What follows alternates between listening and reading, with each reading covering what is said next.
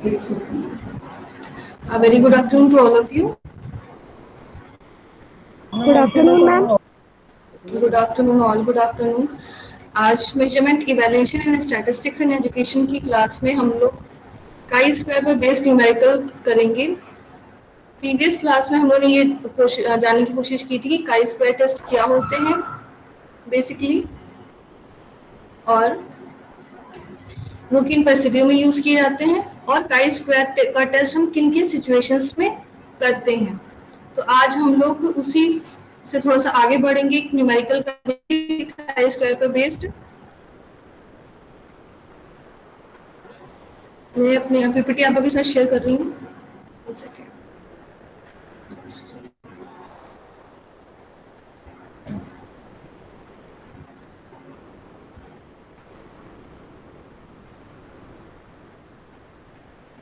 PPT visible है आप सभी को? Yes ma'am. Yes ma'am. Okay, तो उस दिन हम लोगों ने स्टेप्स तक शायद बात कर ली थी कि किसी भी समय हम जब भी हम लोग काई स्क्वायर कैलकुलेट करते थे किस तरह से स्टेप्स को फॉलो करते हैं। ठीक है, अब काई स्क्वायर जब टेस्ट हम लोग यूज करते हैं तो जो हमने बात की थी कि एक्सपेक्टेड फ्रीक्वेंसी की, ठीक है, तो एक्सपेक्टेड फ्रीक्वेंसी कैलकुलेट करने के लिए तीन सिचुएशंस होती हैं। एक होता है जब हाइपोथेसिस ऑफ इक्वल प्रोबेबिलिटी की बात की जाए,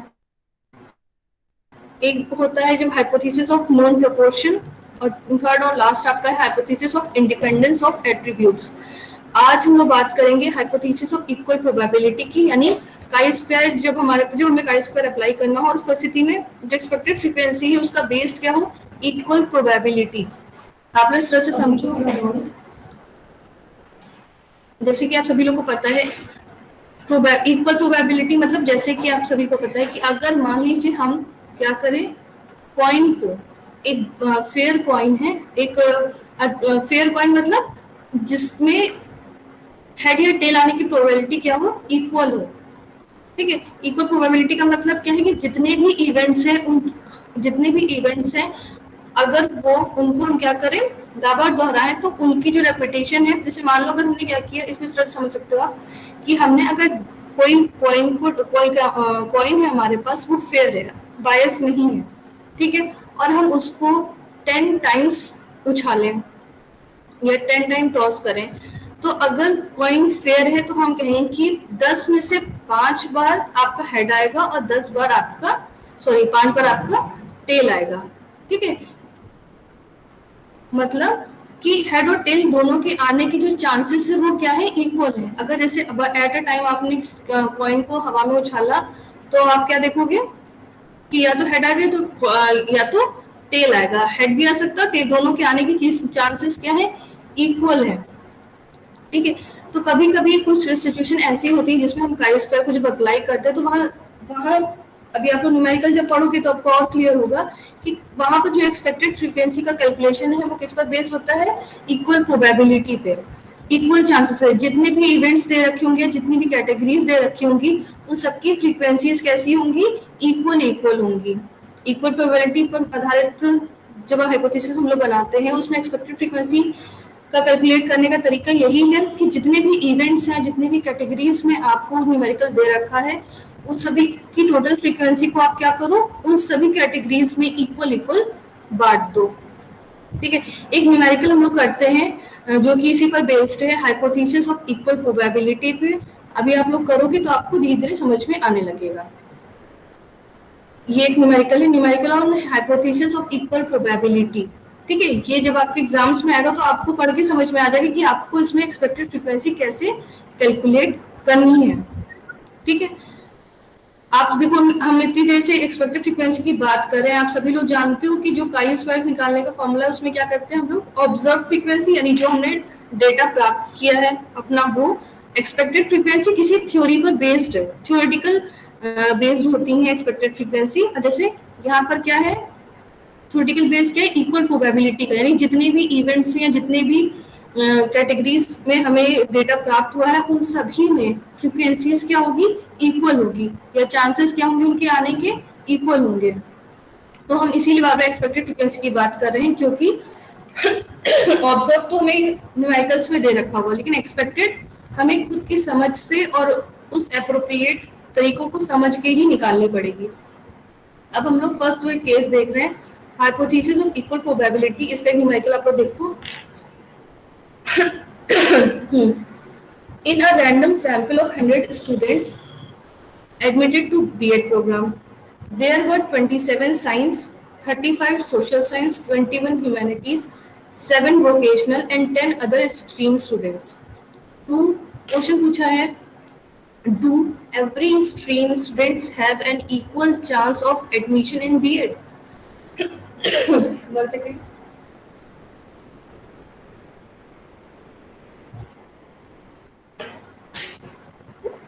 इस क्वेश्चन में सिंपली ये पूछा है कि 100 विद्यार्थियों का एक रैंडम सैंपल लिया गया, ठीक है, जो कि बीएड प्रोग्राम में जिन्होंने अपना एडमिशन ले रखा है।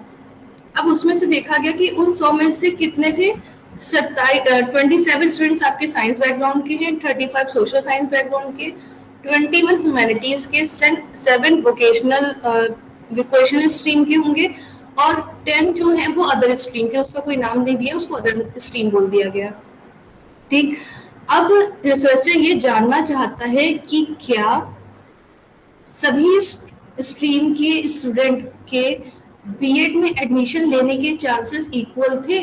जैसे आप लोग यहाँ डेटा में, जो डेटा में प्राप्त हुआ उसमें हमें क्या देखने को मिल रहा है कि साइंस के सबसे ज्यादा किसके कितने के हैं, 35 सोशल साइंस के, 27 साइंस के हैं, 21 ह्यूमैनिटीज के, वोकेशनल के 7 ही हैं केवल, और अदर स्ट्रीम के केवल 10 स्टूडेंट है। यानी डिफरेंट स्ट्रीम्स को हम क्या देख रहे हैं, उन सबका परसेंटेज अलग अलग है।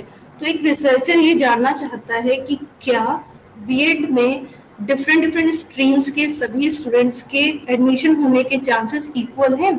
क्या सभी लोग ऐसे मान लो 100 सीट्स है और यहाँ पर आपको कितनी स्ट्रीम दे रखी है, 1 साइंस दे रखी है, 2nd social science, 3rd humanities. कोई हाँ संजय कुछ बोलना चाहते हो आप? किसी कैटेगरी में है? अच्छा, हाँ बिल्कुल सही, 5 है। तो अगर इक्वल डिस्ट्रीब्यूशन होता तो क्या होता, हर स्ट्रीम के 20 बच्चे जाते सब में। आप लोग एग्री कर रहे हो ना? मैम 20 है, 20 है। हाँ 20 होगा। कैसे, क्यों? क्योंकि यहाँ क्वेश्चन क्या पूछा है, उन्होंने पूछा है कि क्या जो आपका बीएड है, बीएड स्ट्रीम है, बीएड जो कोर्स है उसमें डिफरेंट स्ट्रीम्स के स्टूडेंट्स के इक्वल एडमिशन के चांसेस, इक्वल चांसेस है एडमिशन के, ठीक है। लेकिन यहाँ पर कैसे एडमिशन हुए, साइंस के 27 हुए, ये सब ऑब्जर्व फ्रीक्वेंसी ये सब हो जाएंगी, 27 साइंस में, 35 सोशल साइंस में, 21 ह्यूमैनिटीज में, 7 वोकेशनल में और 10 अदर स्ट्रीम के। ये एक्चुअल में डेटा आपको प्राप्त हुआ रिसर्चर को, लेकिन वो ये जानना चाहता है या देखना चाहता है कि क्या बीएड में एडमिशन के लिए जो डिफरेंट स्ट्रीम्स है उन सभी को बराबर चांसेस मिलते हैं कि नहीं मिलते, वो ये देखना चाहता है। तो यहाँ पर हमें यहाँ से हमें क्लू मिल जाएगा कि हमें कौन सा लगाना है, हाइपोथेसिस ऑफ इक्वल प्रोबेबिलिटी वाला तरीका लगाना है। हाइपोथेसिस ऑफ इक्वल प्रोबेबिलिटी का तरीका क्या कहता है, मैं आपको आगे दिखाती हूँ कैसे। आप सभी लोग अपनी कॉपी में ही इस तरह से प्रोसीड करोगे। सबसे पहले अगर हम लोग बात करें, ये तो डायरेक्ट हम लोग न्यूमेरिकल पे आ गए हैं। अगर हम लोग स्टेप्स को फॉलो करें, do every stream students have an equal chances of admission in BEd, ये हमें पता करना है कि क्या सभी स्ट्रीम के विद्यार्थियों के इक्वल चांस है बीएड में एडमिशन पाने के। ठीक, ये आपका काई स्क्वायर पे बेस्ड न्यूमेरिकल हो गया। अब स्टेप को फॉलो करें तो सबसे पहले हमें स्टेप क्या करना पड़ेगा, नल हाइपोथेसिस बनानी पड़ेगी। तो नल हाइपोथेसिस क्या होगी, नल हाइपोथेसिस क्या करती है, वो ये कहती है कि कोई भी डिफरेंस नहीं है, कोई भी किसी तरीके की कोई भी किसी का अंतर नहीं, इस तरह की बात, हर चीज का निगेशन करती है। तो इस केस में अगर हम लोग देखें, न्यूमेरिकल को देखें, तो यहाँ पर क्या पूछा है, do every stream students have an equal chance of admission in BEd. तो हम सिंपली क्या करते हैं कि सभी विद्यार्थियों के बीएड कोर्स में एडमिशन के चांसेस इक्वल हैं। ठीक, किसी भी तरह के डिफरेंस को हम नहीं लेंगे, तो आपकी नल हाइपोथेसिस हो जाएगी। उसके बाद लेवल ऑफ सिग्निफिकेंस अगर हम देखना चाहें तो हम मान लीजिए 0.05 बना लेंगे, मान लेंगे। उसके बाद आप लोग का नेक्स्ट स्टेप अगर बात करें, नेक्स्ट स्टेप आपका क्या होता है कैलकुलेट एक्सपेक्टेड फ्रीक्वेंसी, फिर ब्रैकेट में देखो आपको लिखा है ना एज पर द केस, जब केस आता है कि सभी को इक्वल इक्वल चांसेस मिले तो उस केस में एक्सपेक्टेड फ्रीक्वेंसी कैसे कैलकुलेट करते हैं हम लोग अभी देखेंगे। ठीक है, अब आप लोग ऐसे देखो इस तरह से टेबल बनती है। ठीक है, यहाँ पर सिंपली क्या किया गया है, आपको स्ट्रीम्स दे रखी है, science, social science, humanities, vocational, others. ठीक है, लास्ट में आप टोटल लिख लो। ठीक है, एफओ क्या है, एक्सपेक्टेड सॉरी ऑब्जर्व फ्रीक्वेंसी है, एफओ आपकी ऑब्जर्व फ्रीक्वेंसी है। अब साइंस के कितने स्टूडेंट ने एडमिशन लिया है बीएड में, 27, सोशल साइंस के 35, ह्यूमैनिटीज के 21, वोकेशनल के 7 और बाकी के 10। तो आप लोग क्या करो, यहाँ पर ऑब्जर्व फ्रीक्वेंसी की जगह ये सब पुट ऑन कर दो। साइंस के आगे हम 27 लिखेंगे, सोशल साइंस के आगे ऑब्जर्व फ्रीक्वेंसी के आगे 35, ह्यूमैनिटीज के आगे 21, वोकेशनल के आगे 7 और अदर्स के आगे 10। अब आप इसको कैलकुलेट करके बताओ कितना टोटल आ रहा है।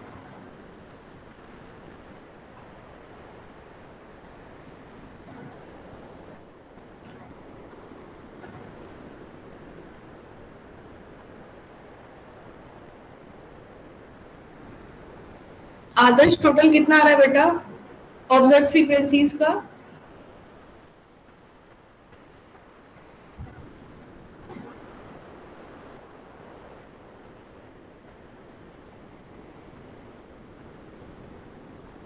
आदर्श, किसी स्टूडेंट ने कैलकुलेट कर लिया? मैम कर रहे हैं। करो करो।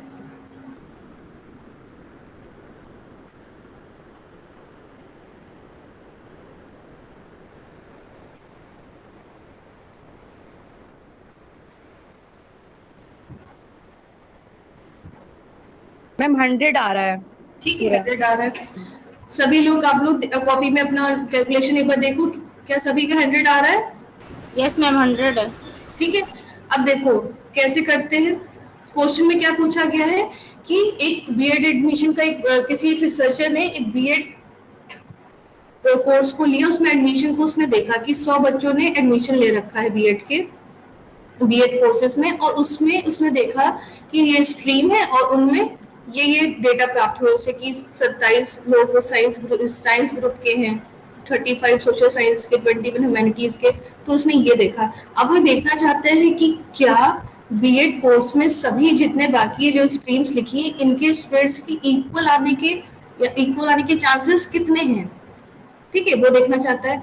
तो इक्वल मतलब कि अगर वो बीएड में एडमिशन, अगर 100 बच्चे एक किसी कॉलेज में बीएड के 100 सीट्स हैं तो सभी में क्या है, इक्वल इक्वल है।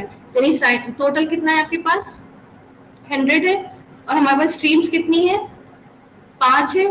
तो आप क्या करोगे, 100 को 5 बराबर भागों में बांटना है हमें। ठीक है, तो आप क्या करोगे, 100 को 5 से, 100 को आप क्या करोगे 5 से डिवाइड करोगे तो कितनी वैल्यू आएगी, 20। ठीक, 20 आएगी। यानी जो आपका रिसर्च है वो क्या चाह रहा है कि जितने भी स्ट्रीम के स्टूडेंट्स हैं वो बीएड में एडमिशन कैसे ले, इक्वल बेसिस पे ले। यानी साइंस के भी 20 आए, सोशल साइंस के भी 20 आए, ह्यूमैनिटीज के भी 20 आए, वोकेशनल के भी 20 आए, और आपके अदर स्ट्रीम के स्टूडेंट्स भी कितने आए, 20 हैं। तो अब एक्सपेक्टेड फ्रीक्वेंसी किसी भी न्यूमेरिकल में आपको दी नहीं होगी, आपको कैलकुलेट करनी पड़ेगी समझ के। जैसे इस न्यूमेरिकल में क्या पूछा था कि इक्वल आने के चांसेस कितने हैं, तो यानी यहाँ इक्वालिटी की बात की गई, समानता की बात की गई। तो आप क्या करोगे, कोई भी क्वेश्चन हो हमेशा क्या करोगे, उनको सारी फ्रीक्वेंसीज को एड ऑन करोगे। यहाँ केवल अभी एक ही वेरिएबल है और इसको फर्दर डिवाइड नहीं किया। अभी हम लोग एक और न्यूमेरिकल देखेंगे उसमें आप लोग और समझ आएगा। यहाँ पर केवल क्या रखे, एक वेरिएबल आपका स्ट्रीम दे रखा है। ठीक है, तो सिंपली हम क्या करते हैं, ऑब्जर्व फ्रीक्वेंसी हमें दे रखी है, उसको हम टोटल करेंगे। अब चूंकि इक्वल चांसेस की बात की गई है, इक्वल प्रोबेबिलिटी की बात की गई, तो हम क्या करेंगे, इस जो टोटल फ्रीक्वेंसीज आपके सामने दिख रही है उसको उतनी ही कैटेगरीज से डिवाइड कर देंगे जिससे वो मिलकर बनी। तो यानी यहाँ पर कितनी कैटेगरीज हैं आपकी, 5, 100 को 5 से डिवाइड किया तो आई वैल्यू 20। अब क्या करेंगे, एक्सपेक्टेड फ्रीक्वेंसी को नोट डाउन करें, लिखेंगे। एक्सपेक्टेड फ्रीक्वेंसी में आप क्या करोगे, सभी जो आपकी कैटेगरीज है, स्ट्रीम्स है, उन सबके आगे आप क्या करोगे, 20 20 20 लिख दोगे। ठीक है, यहाँ तक किसी को कोई प्रॉब्लम, यहाँ तक किसी को कोई क्वेरी हो? मैम ठीक है, समझ में आ रहा। ओके। तो यहाँ पर आपकी FO आ गई, यहाँ पर आपकी FE आ गई। अब आपको सिंपली क्या करना है, काई स्क्वायर की वैल्यू कैलकुलेट करनी है। काई स्क्वायर का फॉर्मूला क्या होता है, FO माइनस FE का होल स्क्वायर अपॉन FE। ठीक है, तो अब आप क्या करोगे, सिंपली आप यहाँ पर जाओ, अपने न्यूमेरिकल पे देखो, हमने क्या कैलकुलेट कर लिया, FO हमें दे रखा था, FE हमने कैलकुलेट कर लिया। अब हमें क्या निकालना है, FO माइनस FE करना है और उसका स्क्वायर निकालना है। ठीक है, तो आप क्या करो, हर सेल के लिए देखो, ये आपकी एक सेल होती है, ये क्या है, ये पूरी एक सेल है। ठीक है, ये आपकी दूसरी सेल, ये तीसरी है, ये चौथी है, पांचवी है। तो आप क्या करोगे, सभी के लिए FO माइनस FE की वैल्यू कैलकुलेट करोगे। सभी स्टूडेंट्स FO माइनस FE पहले कैलकुलेट करें, फिर उसका स्क्वायर करके बताइए मुझे कितना आ रहा है सबकी वैल्यू।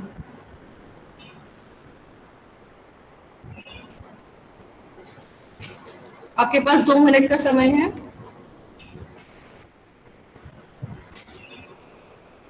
मैम पूरा प्लस करके बताना है या एक एक बताना है? नहीं नहीं, देखो फॉर्मूला क्या है, अच्छा आप लोग देख लो, पहले एक बार फॉर्मूला देख लो। मैम उसमें सिग्मा है ना? सिग्मा लिखा है ना, लेकिन सिग्मा किसके साथ है, पहले आपको क्या करना है, FO माइनस FE का होल स्क्वायर निकालना है, फिर उससे FE से डिवाइड करना है, फिर जो पांचों के लिए वैल्यूज आएंगी तब जाके प्लस करेंगे ना।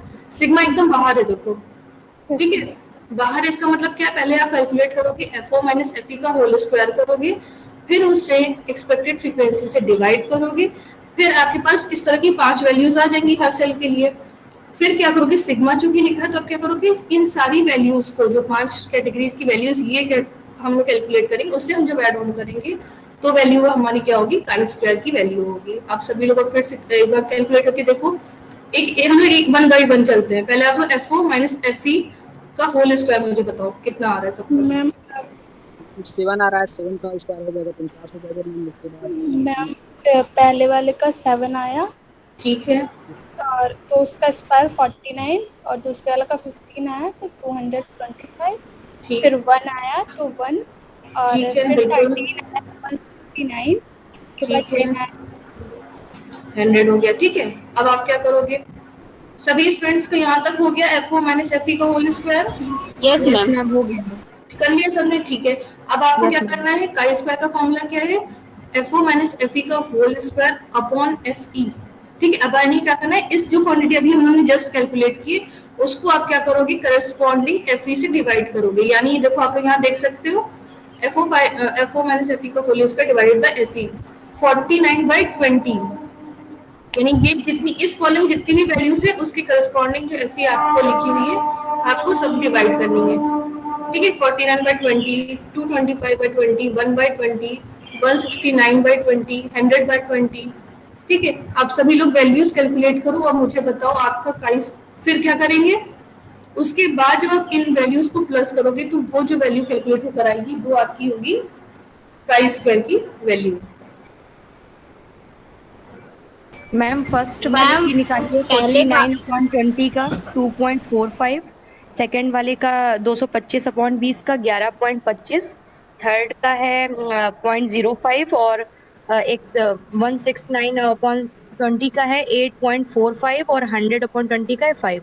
और पूरा ओके, मैम निकल के आ रहा है 27.20। 27 20। 20 मैम। हाँ, नहीं 20 बोला था ना, 20।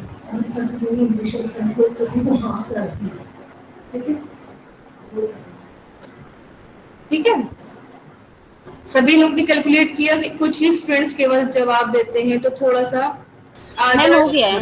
हो गया सबका। Yes ma'am. सुप्रिया, मैम हो रहा है। हाँ संजय, करिए आप लोग। आप लोग को जैसे इस समय अगर लगता है तो आप लोग कैलकुलेटर का यूज कर सकते हैं बेसिकली।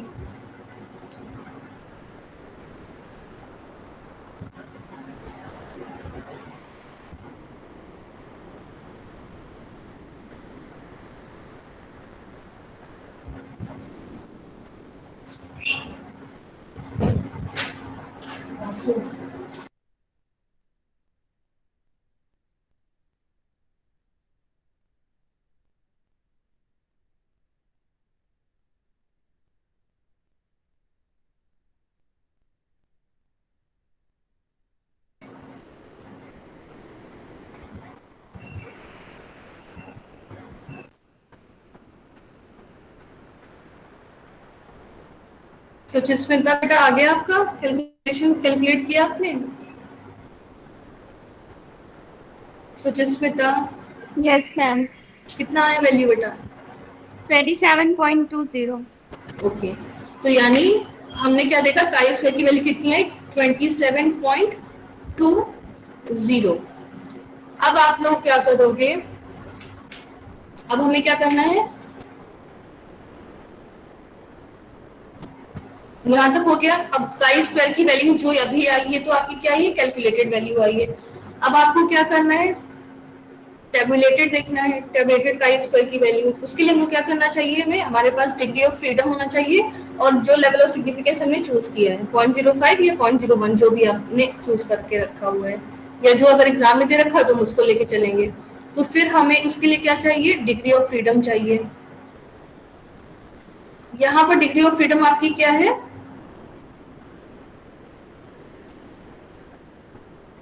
मैम 4 आएगी। 4 आएगी। कैसे 4 आएगी? 5 - 1 मैम। देखो यहाँ पर सिंपली, मैम ऑब्जर्व फ्रीक्वेंसी, हाँ एक्सपेक्टेड फ्रीक्वेंसी है 2 है, तो 2 - 1 और हमारे 5 जो हमारी वो हैं, जो हमारी फ्रीक्वेंसीज हैं, हाँ हाँ एफओ जो है हमारी 5 है, तो हाँ, उससे 1 को डिवाइड करेंगे, मतलब माइनस करेंगे, तो हमारी 4 मैम आएगी। Are minus one are C-1 करेंगे देखो देखो इसमें लिखने का थोड़ा सा फेर है। यहाँ पर एफओएफई मैंने आपको अलग अलग करके दिखाया हुआ है, तो ये अलग सेल्स नहीं है। अभी आप लोग जो ये तो मैंने आप लोग को इसलिए लिख के दिखा दिया क्योंकि आप लोग को समझ में आ जाए, ठीक है। यहाँ पर आपको क्या, यहाँ पास आपके पास एक वेरिएबल है, ठीक है। एक वेरिएबल क्या आपका, स्ट्रीम, सिर्फ वन वेरिएबल है। उस एक वेरिएबल की कितनी कैटेगरीज है आपके पास? 5 कैटेगरीज है, ठीक है। तो हम क्या करेंगे, अगर आप इसको बनाना चाहो, एक सेकेंड को, इसको ऐसा बनेगा। अगर एक्चुअल में इसका डायग्राम हम लोग बनाए तो इसका डायग्राम कैसे बनेगा, चलिए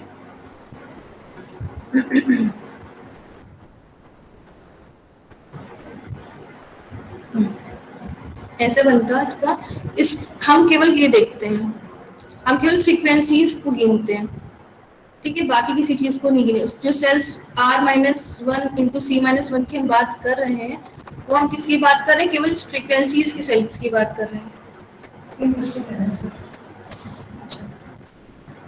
ठीक है। तो आप ऐसे देख लो, यहाँ पर स्ट्रीम अगर लिखी जाए, अगर ऊपर स्ट्रीम लिखी जाए, ये मान लो आपका क्या है, स्ट्रीम है, ठीक है, एस फॉर स्ट्रीम। तो ये कोई सेल या रो नहीं होती है, ये तो केवल नोटेशन के लिए हम लोग लिख रहे हैं। बेसिकली जो R-1 और C-1 की बात है वो फ्रीक्वेंसीज की केवल बात हो रही है। तो जैसे स्ट्रीम आपकी कौन कौन सी है, 5 स्ट्रीम है। यहाँ पर मैं लिख दूं, एक कॉलम साइंस के लिए, एक सोशल साइंस के लिए, एक हो गया ह्यूमैनिटीज के लिए, एक हो गया के लिए, ठीक, और एक हो गया अदर्स के लिए, ठीक है। 1 2 3 4 और ये 5। ये सब तो अभी हम लोग केवल इस क्या करें, टेबल को सजाने वाला काम करें। अब हम यहाँ पर फ्रीक्वेंसीज लिखेंगे, यहाँ पर फ्रीक्वेंसीज लिख देंगे, जो भी फ्रीक्वेंसीज है आपकी 27 35 21 7 और 10, ठीक है। ये लिख दी, जो फ्रीक्वेंसीज दी होती है हम केवल उन्हीं को गिनते हैं। ऐसे ही तो आप हम लोग ऐसे कैलकुलेट करते हैं, वो दी ही नहीं है तो उसको हम अलग से रो या कॉलम नहीं मानेंगे। हम क्या करेंगे, इस एक, ये जो पूरा एक आपको देख रहे हो ना पार्ट, ये पूरी एक सेल है। तो आपके यहाँ पर देखो कितने हो गए रोज, देखो तो ये एक ही रो है, ठीक है।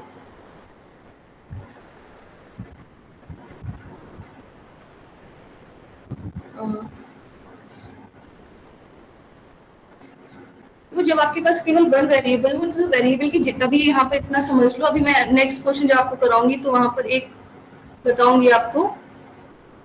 यहाँ पर आपकी सिंपली एक वेरिएबल है, उसकी कुछ कैटेगरीज दे रखी हैं 1 2 3 4 5। तो आप क्या करो, जितनी भी कैटेगरीज दे रखी है उसमें से 1 माइनस कर दो, सिंपली वो आपकी क्या हो जाती है, डिग्री ऑफ फ्रीडम हो जाती है। तो यहाँ पर हमारे पास कितनी कैटेगरीज है, एक वेरिएबल दे रखा है स्ट्रीम, उसको हम जांच रहे हैं उसकी कितने कैटेगरीज है, आपकी पूरी 5। 5। तो 5 में से एक घटाया 4 बचा। तो आप क्या करोगे, डिग्री ऑफ फ्रीडम 4 देखोगे और लेवल ऑफ सिग्निफिकेंस अगर हम मान लो 0.05 हमने देखा हुआ है, 0.05 पे वैल्यू देखिए, तो वो हमारी आ रही वैल्यू जो हम टेबल से देख रहे हैं वो 9.488 आ रही है। इसको मैं आपको दिखाती हूँ, एक मिनट, अगर मेरे पास टेबल होगी। सॉरी ये नहीं है गाइस,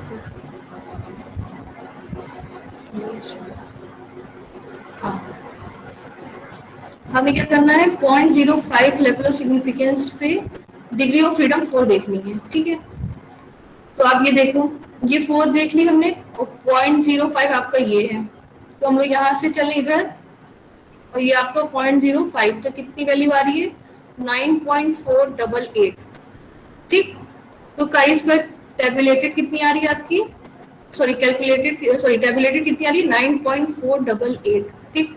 अब हम वापस आते हैं कैलकुलेटेड, अब हम देखेंगे हमारी कैलकुलेटेड कितनी है 27.20 और टेबुलेटेड कितनी आई हमारी 9.488, यानी नल हाइपोथेसिस रिजेक्ट हो गई। नल हाइपोथेसिस क्या होगी संजय? मैम रिजेक्ट हो गई। मैम रिजेक्ट होगी क्योंकि बहुत ज्यादा अंतर आ रहा है। अंतर से तो मतलब ये होता है जब आपकी कैलकुलेटेड, देखो अंतर तो ऐसे भी आ सकता है ना, यहाँ पर मान लो 9 वैल्यू आ रही होती है कैलकुलेटेड और यहाँ पर आपकी 27 आ रही होती है, तब मैम कैलकुलेटेड वैल्यू बड़ी है टेबुलेटेड हाँ, वैल्यू से। ये सही रीजन है, ठीक है, जो आस्था ने बताया। जब भी कोई भी टेस्ट आप लोग अभी तक देखते आ रहे हो, टी टेस्ट किया, आप लोगों ने एफ टेस्ट सीखा, तो उसमें हमने क्या देखा, जब भी कैलकुलेटेड वैल्यू बड़ी होगी या बराबर होगी टेबुलेटेड के, तो आपकी नल हाइपोथेसिस रिजेक्ट होगी, ठीक। लेकिन अगर आपकी कैलकुलेटेड वैल्यू टेबुलेटेड से छोटी आ रही है, तो उस केस में उस पर्टिकुलर स्टैटिस्टिक्स की, जैसे काई स्क्वायर तो काई स्क्वायर, टी टेस्ट तो टी की जो वैल्यू होती है वो क्या होती है, इनसिग्निफिकेंट होती है और नल हाइपोथेसिस को हम रिजेक्ट नहीं कर सकते। लेकिन इस केस में हमारा क्या है, कैलकुलेटेड वैल्यू ज्यादा आ रही है किससे, टेबुलेटेड से, तो इस केस में क्या होगा, आपकी नल हाइपोथेसिस रिजेक्ट होगी। यानी हमने नल हाइपोथेसिस में क्या माना था कि सभी छात्रों के बीएड स्ट्रीम में आने के चांसेस इक्वल हैं, ठीक है, क्योंकि नल हाइपोथेसिस बेसिकली क्या करती है, समानता की बात करती है, वो किसी प्रकार का अंतर नहीं करती है।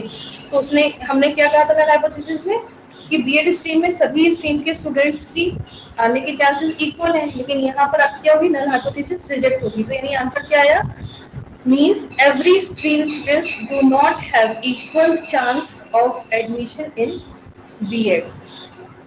ठीक है, तो ये था आपका एक न्यूमेरिकल जो कि आपकी इक्वल प्रोबेबिलिटी पे बेस्ड था, ठीक है। जब भी कोई क्वेश्चन ऐसा है जिसमें ये कहा जाए कि इस तरह से बताया जाए, आपको डिफरेंट फ्रीक्वेंसीज दे रखी हो, वो आपकी ऑब्जर्व हो जाएंगी और साथ में ये पूछा जाए कि आया आपको पढ़ने से ऐसा लगे जिसमें इक्वालिटी की बात हो रही है, हर कैटेगरी में इक्वालिटी की बात हो रही है, तो उस केस में हम क्या करते हैं, उस केस में हम लोग क्या करते हैं, सिंपली जो भी टोटल फ्रीक्वेंसीज होती है, अगर एक ही मतलब एक ही वेरिएबल है, ठीक है, सिंपली तो कोई दिक्कत नहीं आती है, तो आप सिंपली क्या करोगे, उसको जितनी भी एक ही वेरिएबल की जितनी भी कैटेगरीज है उससे, जैसे 100 था टोटल, आपने क्या कैटेगरीज आपके पास थी 5, तो आपने 5 से डिवाइड कर दिया, तो सभी को एक्सपेक्टेड फ्रीक्वेंसी कितनी मिल गई, 20 मिल गई। तो इस तरह से करेंगे, फिर आपने प्रोसीजर आगे देख लिया।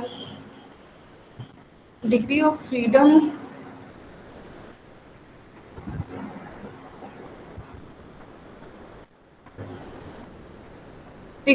में आप लोग को यहाँ से भी आप लोग समझ लो कि एक वेरिएबल अगर है उसकी कैटेगरीज रखी, तो सिंपली हम लोग 1 माइनस कर देंगे तो भी आपका आ जाएगा R-1 C-1। अभी हम लोग उसको नेक्स्ट में देखते हैं, ठीक है। यहाँ तक किसी को कोई क्वेरी है, कुछ नहीं समझ में आया इस न्यूमेरिकल में, तो आप पूछ सकते हो।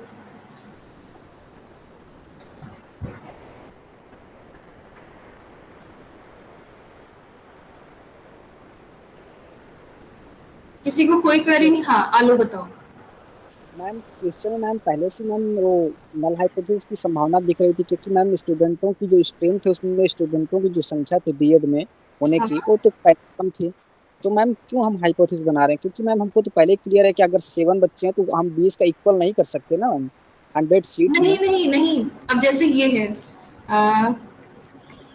आलोक, आप ये कह रहे हो आप नहीं, ये ऑब्जर्व फ्रीक्वेंसी है ना, ये जो आप बता रहे हो ना 7 आई है तो हम इक्वल कैसे, तो एग्जाम जो आपके रिसर्चर है वही तो देखना चाहता है कि जो बीएड स्ट्रीम है उसमें सभी बाकी बीएड जो कोर्स है उसमें जितनी भी स्ट्रीम्स हैं, साइंस सोशल साइंस जितनी भी है, इन सबके इक्वल आने के चांसेस हैं कि नहीं है, क्या इनमें इक्वलिटी के साथ ये तो उसको जांचना ही था। ठीक है, ये वो एक्सपेक्ट क्या कर रहा है कि सब बीएड कोर्स में जितनी भी स्ट्रीम्स है उन सभी स्ट्रीम्स के बच्चों को बराबर मौका मिले एडमिशन करने का। और उसने देखा कि जब एडमिशन हुआ तो उसने देखा कि इस तरह से डिवीजन आए हैं, इस तरीके से उनमें कैटेगराइज करके देखा जाए तो साइंस से 27 मतलब अनइक्वल आया है। वो उसका कहना है या सोचना है कि इक्वल आने चाहिए हर स्ट्रीम से। तो कितना ये क्या हो रहा है, कितना ये, तभी तो कहते हैं ना कि एक्सपेक्टेड chi स्क्वायर आपको क्या करता है, जो ऑब्जर्व किया जा रहा है और जो थ्योरेटिकली प्रपोज्ड है, जो थ्योरेटिकली डिफाइंड है, उन दोनों के बीच में कहाँ तक कह सकते हैं कहाँ तक कोरिलेशन है, या कह सकते हैं दोनों एक दूसरे, कभी तो लोग कहते हैं ना गुडनेस ऑफ फिट, कि दोनों एक दूसरे को कैसे मतलब कैसे एक दूसरे की ओवरलैप कर रहे हैं, अगर जितना ओवरलैप करेंगे उतना ही अच्छा होगा गुडनेस ऑफ फिट उसका। ठीक है,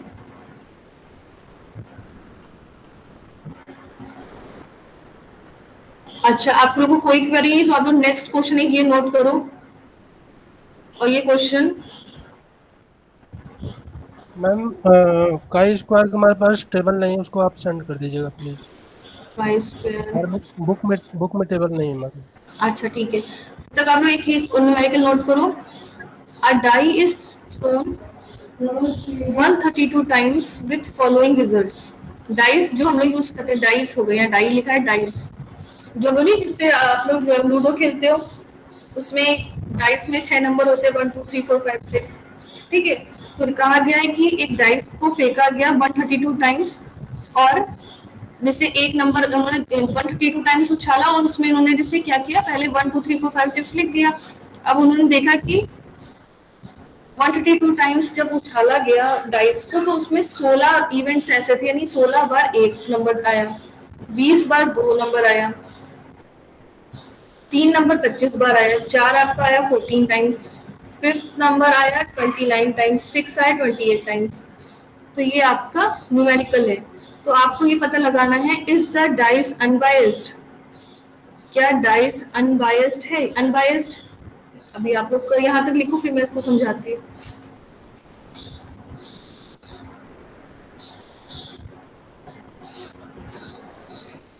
ये न्यूमेरिकल आप लोग को होमवर्क है, मैं समझा दूंगी आप लोगों को करना क्या है। अगर किसी स्टूडेंट को समझ में आया हो ये न्यूमेरिकल, तो वो मुझे एक कोशिश कर सकता है यहाँ पर।